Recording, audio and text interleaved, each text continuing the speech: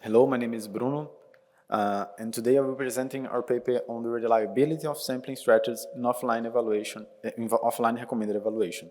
This is a joint work with Alan Said and Rodrigo Santos. Let's begin by revisiting how offline evaluation is typically performed.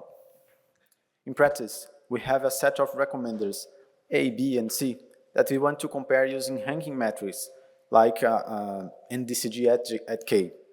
To this end, offline experiments rely on user item matrix collected from interaction logs. Due to cost limitation, researchers often work with sample data, retaining positives and sampling negatives from unobserved items. Previous studies have shown that sampling strategies influence evaluation outcomes, leading to different conclusions depending on the sampler. However, there is another important point. The logged matrix itself aware biased. It only reflects the item that users were exposed to by previous recommenders, which introduce exposure bias. In this study, we look beyond sampling bias. We also examine how different levels and types of exposure bias affect evaluation outcomes. To make this possible, we design a meta-evaluation framework. Our framework requires a full observed matrix, which we use as a ground truth denoted G. To the best of our knowledge, QRec is the only publicly available dataset that provides both nearly full exposed with close to 100% of density and a sparse matrix. Designed upon QRec full observed matrix, we simulate multiple evaluation scenarios by applying different log strategies under varying conditions of exposure and sparsity. These bio dataset are then combined with different samplers to generate candidate set for evaluation.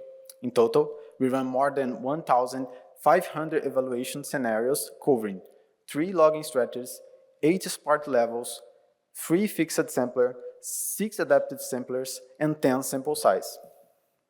Finally, we train 7 different recommenders on the sparse matrix and evaluate them across all scenarios. With this setup in place, let's move on our research questions. Analysis guide by 4 research questions in light of the ground truth matrix G, the variation of logged matrix L, and its different sample counterpart GS and LS, representing a subset of source matrix, respectively, G and L. For our first question, we ask about resolution. Can the sampler actually distinguish between recommenders, or does it collapse between difference into ties? We measure this using tie rate. The tie ratio means the fraction of model pairs that end up indistinguishable for each user. A lower tie rate means a higher resolution. Now let's dive into the results.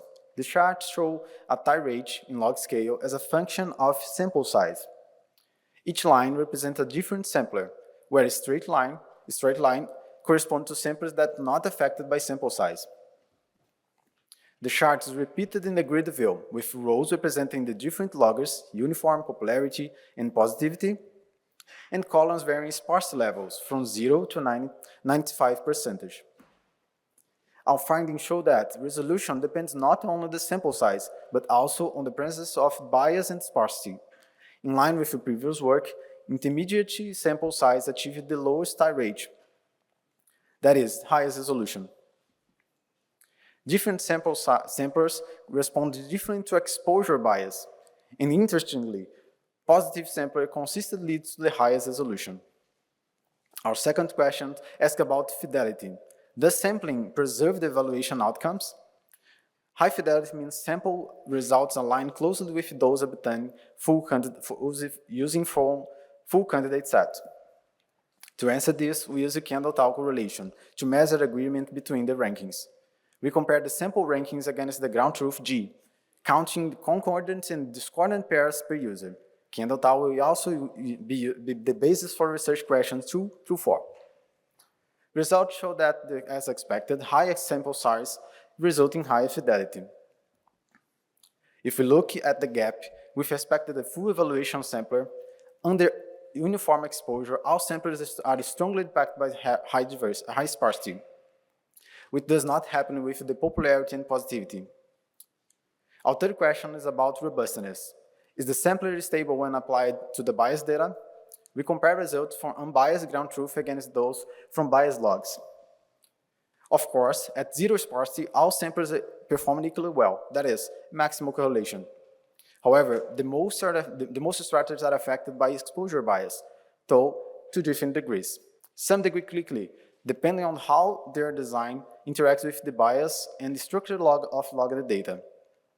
Finally, our last question is about predictive power. Can evaluation over bias and sample data recover the true rankings of models from ground truth preference? Let's see. The results show that sample evaluations over biased data can recover ground truth rankings, but only under low sparsity conditions. Predictive power improves with large sample size, but stabilizes even before the maximal tested size n equal to 1000. Under higher sparsity condition, bias-aware sampling strategies outperform the fixed ones. To conclude, we introduce a new framework to assess the reliability of samplings based offline evaluation. Our findings show that sampling strategies differ in the ability to distinguish models, preserve rankings, and withstand bias and recover ground truth. Performance depends on the sample size, composition, and alignment with the exposure process. Bias-aware strategies consistently outperform the naive ones. However, there is no single best sampler. The effectiveness depends on the context. Thank you for your attention. I'll be happy to take your questions. So sampling clearly has a big effect, right? But very often when we get a data set, the sampling is already done. We just have this data set and we don't really know what happened. We just have this sort of partial user item matrix.